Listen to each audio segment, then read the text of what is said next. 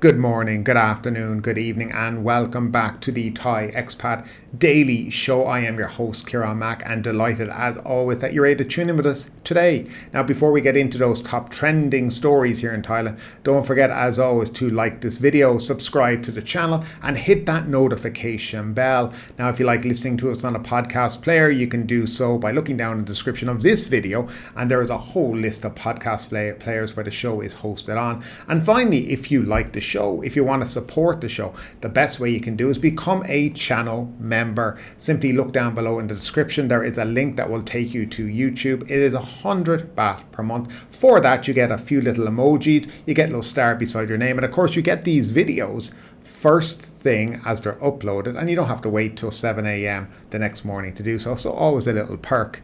So now that that is all done and dusted, we are going to jump into those top trending stories here in the country.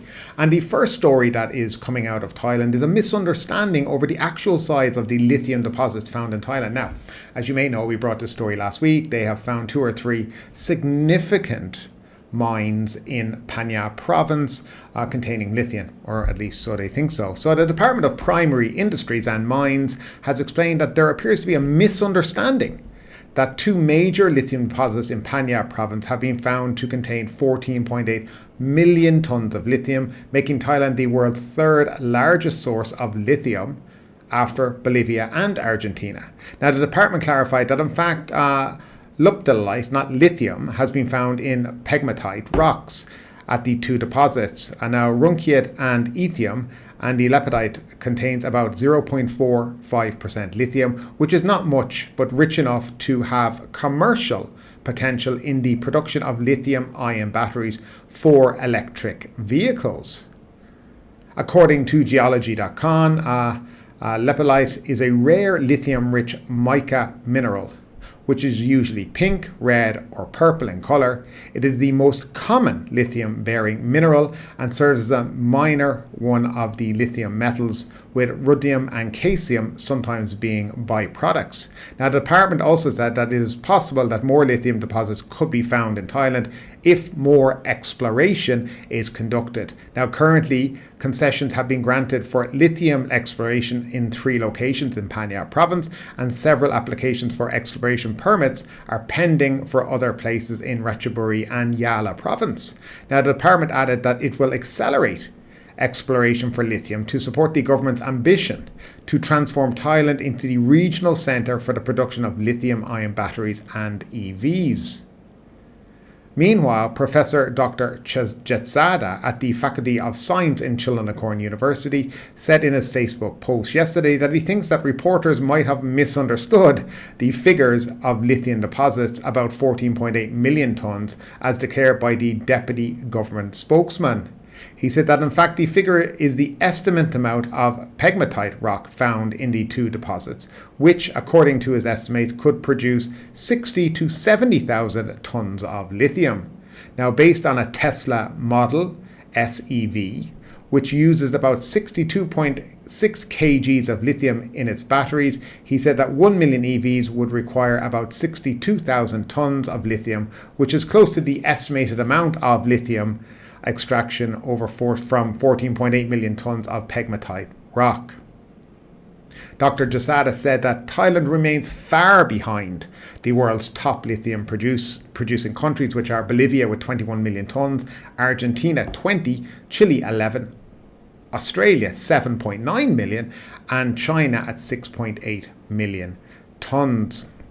Now, no real surprise here. It does seem that Thailand seems to have a lot of misunderstandings a lot of the time, and these things do happen. It is good that they do have experts who can shed a little bit more light on this so that, you know, things can be a bit clearer to people, because I'm sure there are people in Phang-nga province who are rubbing their hands together thinking, you know, a fortune of money is going to be made here with 14.8 million tons of lithium, which is actually not the case at all.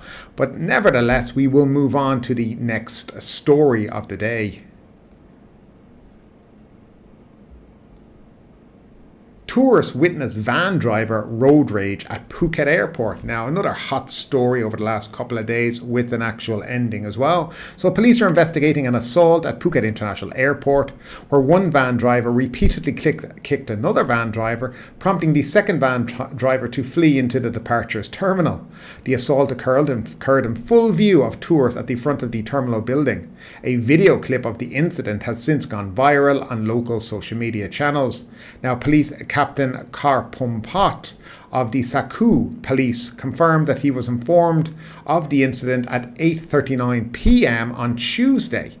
Officers arrived and found that the two drivers, Songkal Gasman 34 and Kittisak Taraporn 40, both were sent to Talang Hospital for physical examinations, while police are continuing their investigation, Captain Karpumpot said. The video clip shows one white passenger van pulling up in front of the departures terminal, with the driver, Dr. Sonsak, exiting the vehicle to remove luggage from the back of the van. A second passenger van, silver in colour, pulls up in the next lane, with the driver Kittisak exiting the van and directly approaching Mr. Sonsak. Now, following a brief exchange of words, Kittisak kicks Mr. Sonsak in the stomach. He kicks Mr. Sonsak a second time, knocking Mr. Sonsak backwards and onto the ground. A third kick is blocked as Mr. Sonsak backs away. Now, Kittisak continues to follow Mr. Sonsak, with one kick missing the target and landing Kittisak on the ground by his own efforts, giving Mr. Sonsak a chance to flee into the terminal building. Meanwhile, tourists in front of the terminal witnessed the entire assault. Mr. Sonsak explained that the incident originated from when the two vans were travelling along the Soi Bangma Lao Soi 6 road near the entrance to the Slate Hotel. Kittisak accused Mr. Sonsak of cutting him off. Mr. Sonsak strongly denied the accusation. Kittisak then followed Mr. Sonsak as he drove to the airport. So the follow-up on that is Mr. Kittisak has had his driving license suspended for 180 days. And apparently the airports of Thailand are now asking for charges to be pressed against him. Of course, you think the other driver would be the one pressing the charges, not the AOT, but maybe because it happened on their land, on their property, this is the reason. However, this just underscores the level of violence and in this taxi cartel mafia type that's running around Phuket. It's pretty much on a daily basis now that we're pretty much seeing some form of a taxi incident. I read another incident involving a taxi driver and a female passenger in Patong 1 or 2 nights ago. So it's continuation. I know it's easy to say, well, isolated India, but it's not isolated anymore. I think everybody knows the behaviour of these taxi mafia type is basically they believe they run the airports, they believe they run transportation in Phuket, and it'll only change when the government, and particularly the local government, the governor of this province and other people who are sent here to do a job, start to take it seriously. Start to put proper public transport in where these guys start to get cut out of what's going on. I mean, we do have a bus, from Phuket airport that goes to various parts, but, those drivers at the beginning when they started this were quite scared to even take this job. So a lot of this, I think, stems from taxi drivers being just basically allowed to do what they've been able to do for pretty much all of time. It came to a little bit of an abrupt end, I think, after the 2014 coup, but, we're back into the old civilian days now, so they'll return to doing what they want, knowing that nobody's going to touch them. But nevertheless, I don't know what you think about this, but for me, I really do wish that the police would clamp down a bit more on this kind of thing, that examples will be made of this guy, not 180 days, his license taken off him, fined a fortune of money and told you're never working in the airport again.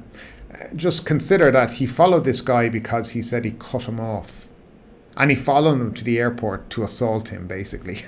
It's nuts. And of course, in front of tourists in the airport, international arrivals and departures, watching this. Welcome to Phuket. As you've heard about the taxi mafia, now we're going to present a show for you today. Please enjoy. And that's the image that people have been getting when they arrived at Phuket International Airport a few days ago. But nevertheless, we will move on to the next story. Now, man jailed for 50 years for defaming the monarchy. Now, as I live in Thailand, and Let's be honest, laws in Thailand are very strict. I will go through the story as published and there will be very little commentary in it. But a Thai court has sentenced a man to 50 years in jail for comments deemed to have defamed the monarchy, the highest ever sentence handed down under the country's notorious lèse majesté law. 30-year-old Mongkot Tirakat was originally sentenced to 28 years for posts he made 3 years ago on Facebook. But on Thursday, an appeals court added an extra 22 years to the sentence. The lèse majesté law criminalises any negative comments about the monarchy. The law, which has been widely criticised, is still enforced despite the election last year of a civilian government for the first time in 10 years.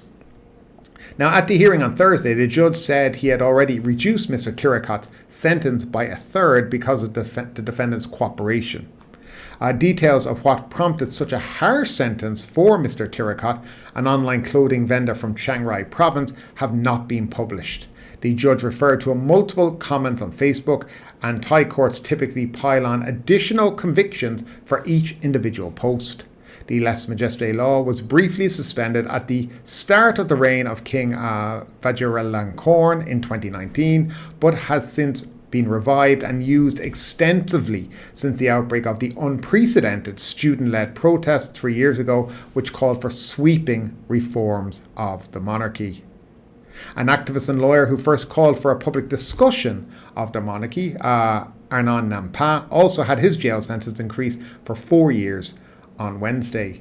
Now, later in January, the Constitutional Court will rule on whether to dissolve the Move Forward Party, the youthful party which won the most votes in last year's general election, over its call to amend the lèse majesté law, with some Thai conservatives arguing that this amounts to an attempt to overthrow the entire political system and order. So, as I said, as you're here in Thailand, there's not going to be very much, if any, commentary at all. Only thing I would say is it's a very long time to be put in jail, a very long time, and I hope maybe there's some kind of pardon for him in the future, but it is, as I said, a shockingly long time. Now we're going to move on to another story, and this story now there was another arrest similar a couple of weeks ago as well. I'm going to talk about that, but Saudi tourists arrested in Phuket on child sex charges. A 41-year-old Saudi Arabian man was arrested at Phuket airport on January 19 for allegedly involvement in child sex abuse and trafficking in Thailand. The arrest followed an outstanding arrest warrant issued in Phuket, with the suspect handed over to Patong police, as per the Phuket Immigration's Facebook post.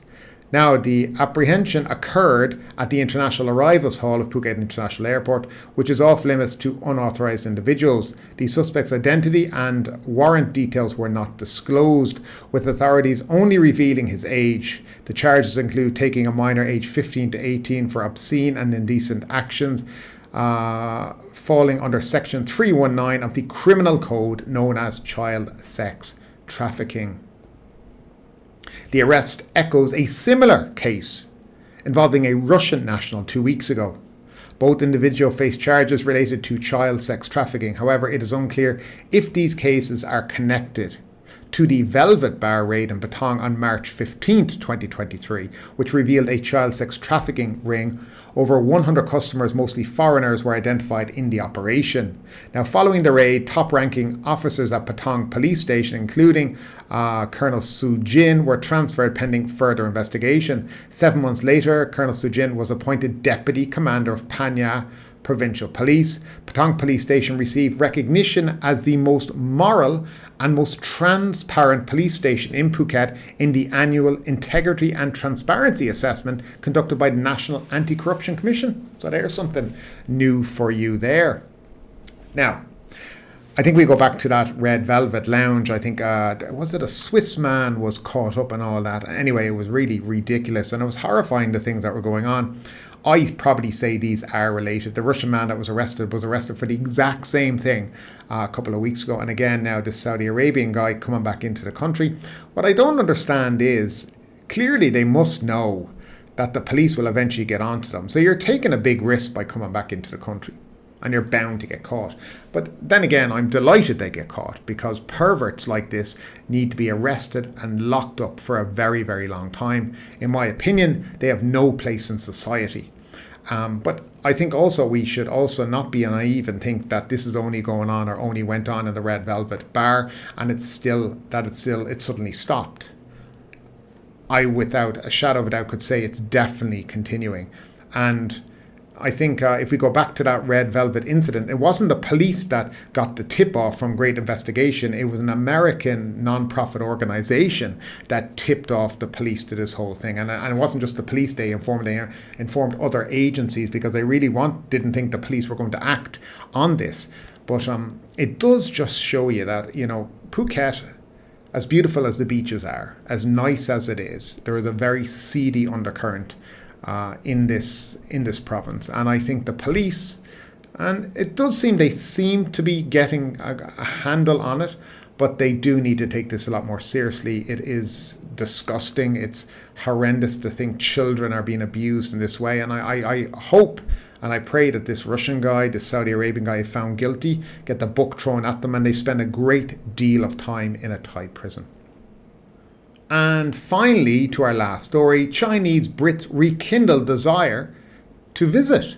The Prime Minister has praised various agencies for contributing to Thailand's success in becoming the most popular Airbnb destination among Chinese tourists during the winter, and the sixth best destination to visit in 2024, and that's according to the British daily The Telegraph. Government spokesman Chai Wacharangka said on Thursday that Thailand ranked first in terms of the countries most searched for by Chinese travellers on Travelers' Airbnb hotel booking platform during the current winter season. Japan was second, followed by New Zealand, Australia, the United States, Malaysia, Indonesia, the UK, Norway, and South Korea. According to Airbnb, over 3.5 million Chinese tourists arrived in Thailand in 2023. 5 Thai cities, Phuket was first, Bangkok second, Chiang Mai 7th, Koh Samui 10th, and Pattaya 12th, also made it to Airbnb's list of top 20 most searched cities in the world by Chinese tourists.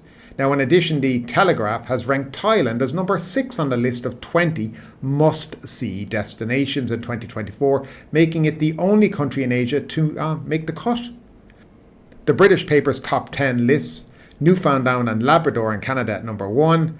This is followed by Bad Ishi and the Salkamgut in Austria, the Norwegian slopes, Okfango Delta in Botswana, the Wild Atlantic Way in my beautiful country of Ireland, Thailand of course, Exmoor in England, Stirling in Scotland, Paris and Key in Greece. Prime Minister Srettha Thavisin gave credit to all agencies and organisations that were involved in putting Thailand firmly back on the tourism radar, according to Mr. Chai. This reflected the resounding confidence in the Thai tourism industry, as well as the cooperation of various sectors in supporting the government's proactive policy of restoring the industry and making the kingdom a truly world-class destination. So, Thailand is, well, back then again, a world-class destination. I don't know what you think, whether or not it is, but I think it's slowly getting there, but I do think it has a long.